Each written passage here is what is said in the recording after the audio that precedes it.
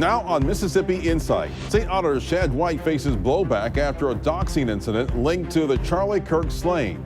We'll hear from him and the author of a column that takes him to task. And the Marshall Project's Deja Henry returns with a new probe of homicides in Mississippi prisons. That's all ahead this week on Mississippi Insight.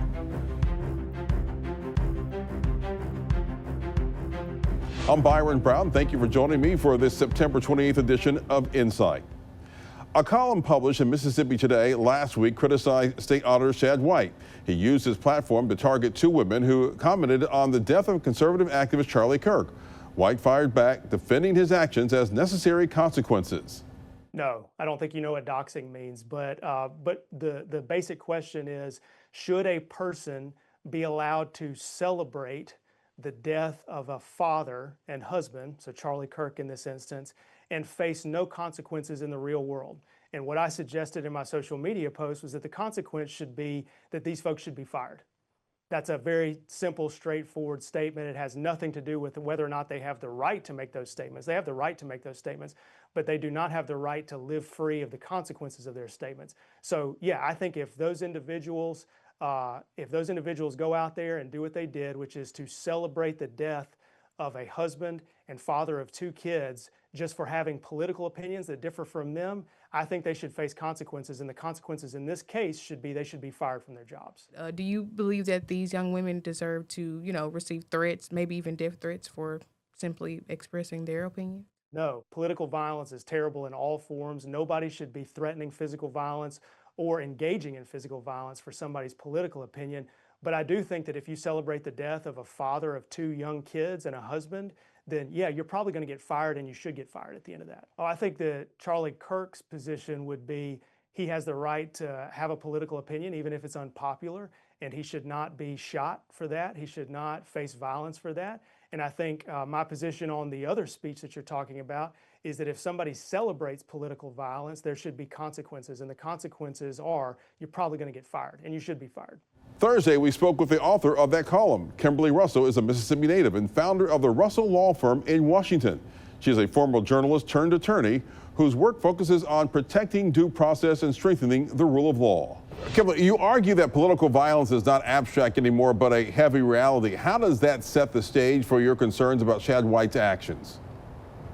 Well, it ties directly into what these people that he's called out on social media are experiencing, right?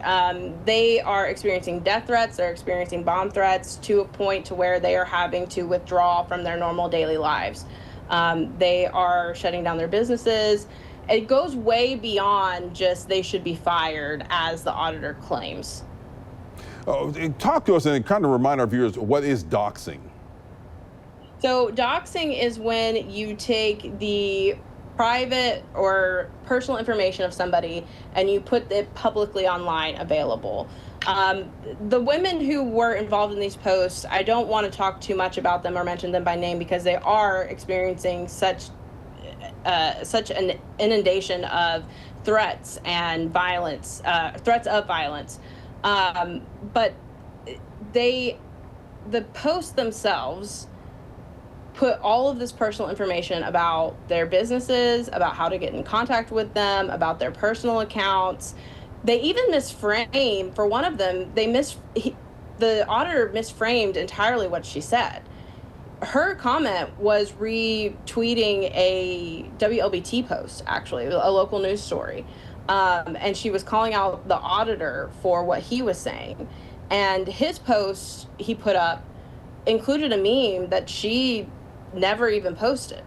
So it's framed in this way, especially with his latest post of talking about how people who are celebrating the death, none of these posts were celebrating the death of Charlie Kirk. It was, and one of the small business owner didn't even post the post that he put up with her doxing. You wrote that White weaponized his platform against two women. What made his response different from a private citizen voicing outrage online? Well, look, Auditor White uses his Facebook page. He has two separate Facebook pages. He has a personal Facebook page that he has personal friends with, which I actually am friends with him on Facebook as a personal friend. And then he has his public profile page that says that he's a public figure. That is constantly tagged with the Mississippi State Auditor Facebook page, and he is consistently posting about the wins that he has as state auditor. The first thing that is in his bio is that he's the 42nd state auditor of the state of Mississippi.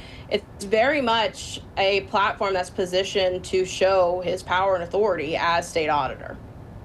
What says freedom of speech does not mean freedom from consequences? How do you draw the line between accountability and government overreach?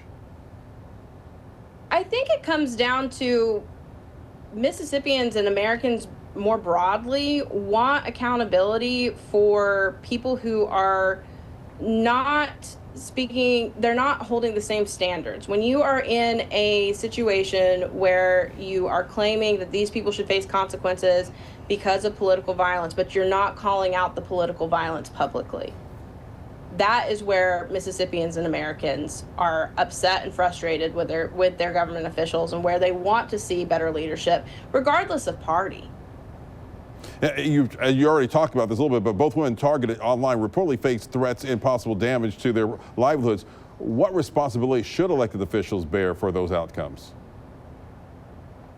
I believe that they are responsible for the threats that these women are facing. I think that, you know, and I can't speak on behalf of the women, I don't represent them, but Shad White, with his public profile, with his almost 40,000 followers on Facebook and however many he has on Twitter, he put these women in the line of danger, in the line of this vitriol, and he is very much responsible for what they're facing now, and he needs to take accountability for it. White calls your column an attack from the left. Let me read some of his posts on Facebook. He said, yesterday, the loons at Mississippi Today ran a long essay accusing me of abuse of office.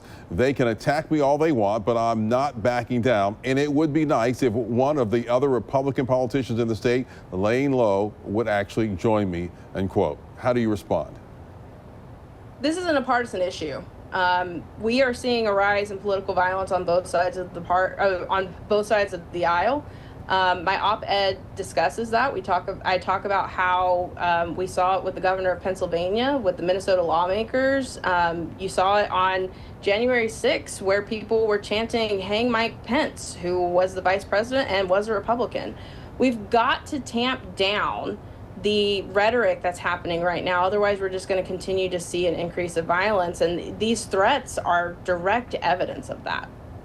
Well, as you're talking about this, what do you think needs to happen, and what protections do you believe need to happen to prevent this from happening again? You know, I think that a statement from the auditor explaining the truth of what these women have said, and a better context for what's been going on, and condemning the threats that they are facing, I think that a strong condemnation would go a long way on all of this. But it seems like the auditor is more concerned with getting traction on the internet than he is with the safety of Mississippians. Have you faced any backlash from the article that you wrote? No, I haven't, but I'm all the way in Washington, D.C., so I'm not too worried. All right, Kimberly Russell, thank you for joining us on Mississippi Insight. Thank you for having me. A sidebar now. A little over 1 year ago, someone else took aim at Shad White for his legal efforts against Brett Favre.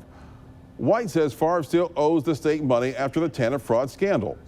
On September 13, 2024, the right-leaning news and opinion site Breitbart published angry comments by none other than the late conservative activist Charlie Kirk. He said Auditor White's pursuit of Favre is politically motivated.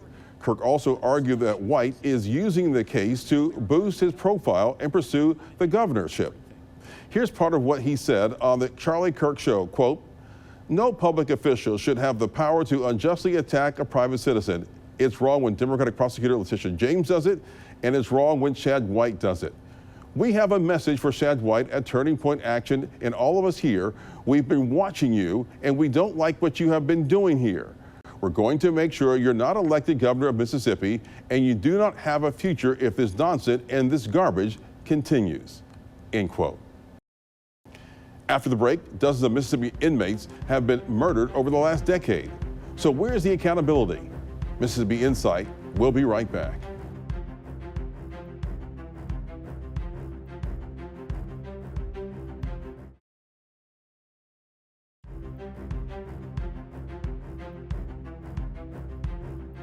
Deadly violence inside Mississippi prisons has left families grieving and demanding answers.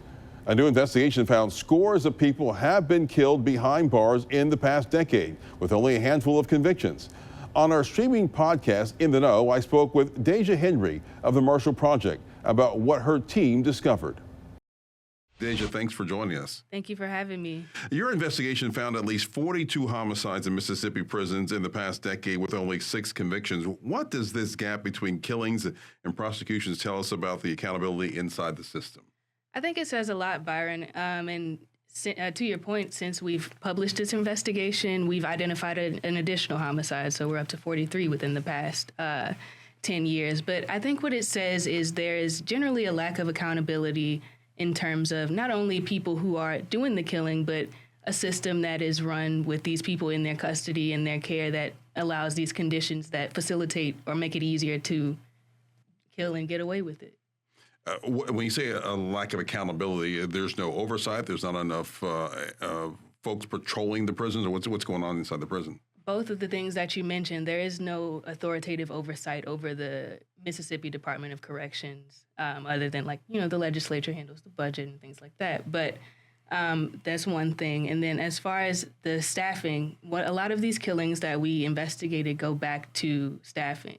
There is mass incarceration in this state and across the nation. There's an issue with staffing that is outpaced. Mass incarceration has outpaced the staffing. And so what you'll see is sometimes there's someone, like one corrections officer, who is overseeing up to about 180 people. And sometimes you'll see that, these people have to go to the bathroom and things like that. So either their position is unmanned or maybe someone else is called in to do that. And so with that level of staffing that you see, there is difficulty in seeing what's going on within the prison. So you have little staffing. In some cases, you also have staff that's poorly trained, or you have staff that may be scared to do the job because they're overseeing so many different people. We even have some people who are corrupted, who are doing the bidding of some incarcerated people in the gangs.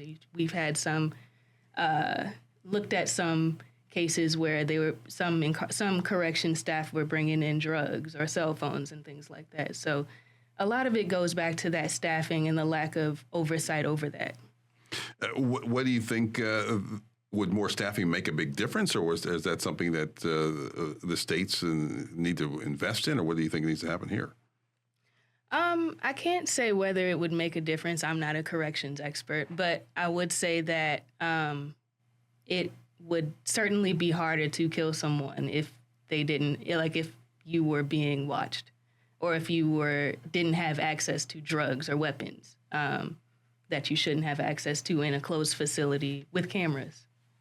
Families often learn about their loved one's death through rumors or journalists like yourself, rather than prison officials. What does that say about transparency at the Mississippi Department of Corrections?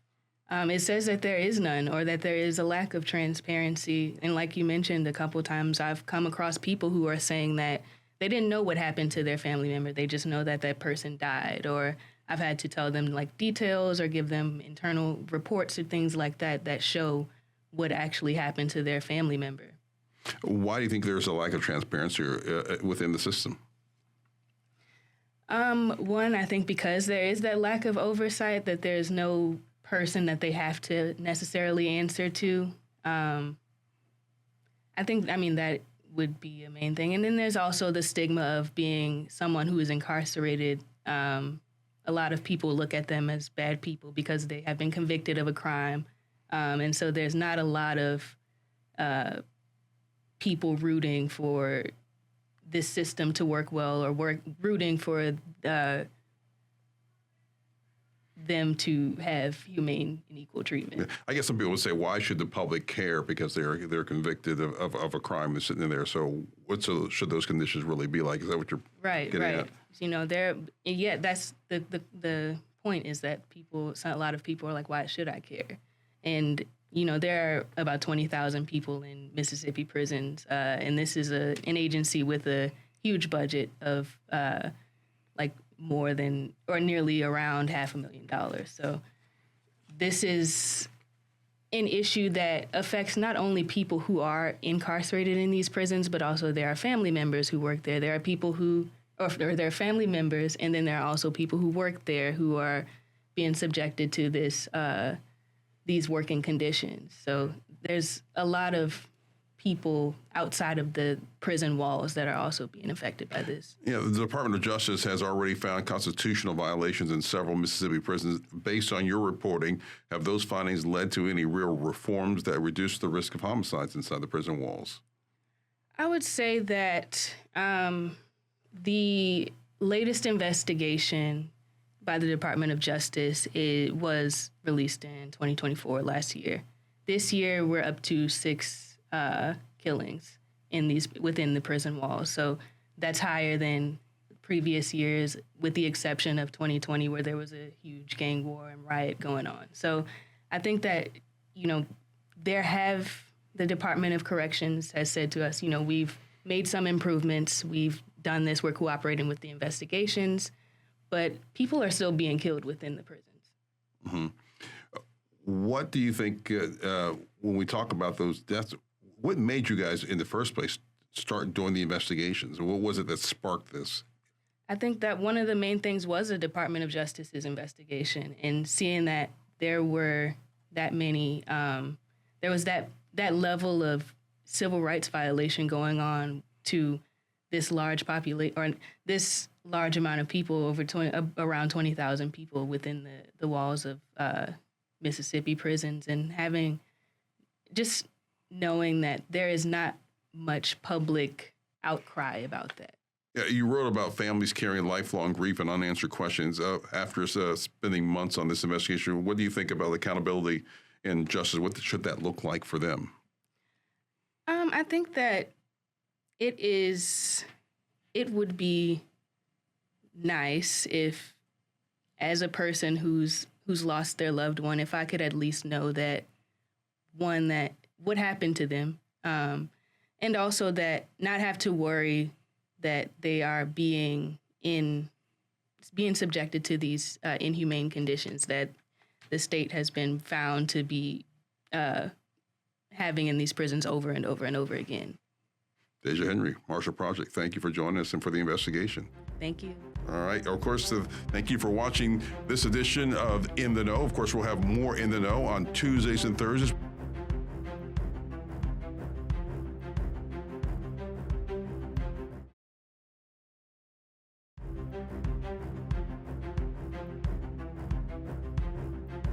Senators on the Judiciary Aid Committee are considering raising the cap. That's the maximum dollar amount a civil case can involve and still be heard in justice court. The jurisdiction limit started at $500, and now we're at $3,500. So we've had about 4 increases. Lawmakers say it's been a long time since the cap increased. On an average of every 10 to 12 years, the jurisdictional limit gets raised. And what we heard today was we're now 17 years out since that was done. As lawmakers consider making a change, they were asked to think carefully about the impact. We're asking you to seriously look at the case filings in justice court before you make a decision to increase the jurisdiction limit to $5,000. Raising the limit would mean more civil cases could be filed in local justice courts, giving many Mississippians a faster, less expensive option than circuit court.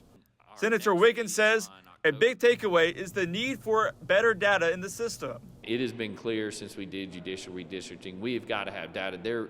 We do not have good data being tracked in our court systems, unfortunately. And that's a problem, particularly in justice court, and we've got to figure out how to address this. Woods also points out that if justice court takes on larger dollar cases, smaller counties could face a strain because they have fewer staff members compared to larger counties. Lawmakers are expected to continue evaluating the justice court system leading up to the legislative session in January. At the state capitol, Cameron Smith, 12 News. We want to offer a brief apology. Last Sunday, our team had to deal with some technical issues, and we were not able to broadcast our September 21st edition of Insight. You can still watch that edition featuring legal analysis from Matt Steffi and Mississippi Congressman Benny Thompson on our streaming app, WJTV+. We hope you'll check it out and accept our apologies for the delay. If you have comments or questions about today's show or suggestions for an interview or segment, just drop us a line. Email our producers. The address is news@WJTV.com. And we'll be right back.